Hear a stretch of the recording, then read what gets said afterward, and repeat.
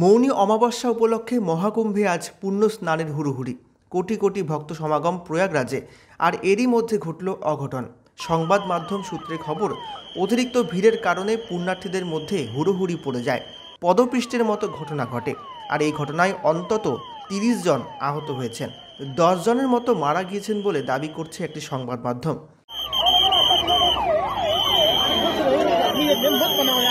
ঘটনায় ইতিমধ্যেই বার কয়েক উত্তরপ্রদেশের মুখ্যমন্ত্রী যোগী আদিত্যনাথের সঙ্গে ফোনে কথা বলে পরিস্থিতির খোঁজ খবর নিয়েছেন প্রধানমন্ত্রী নরেন্দ্র মোদী।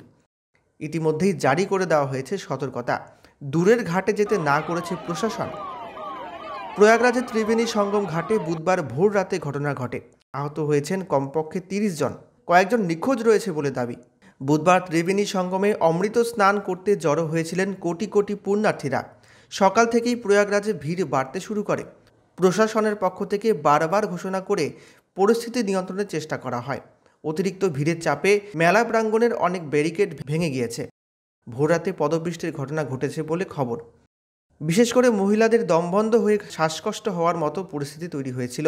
যদিও সঙ্গে সঙ্গে অ্যাম্বুলেন্স নিয়ে আসা হয় এবং আহতদের উদ্ধার করে হাসপাতালে নিয়ে যাওয়া হয়েছে।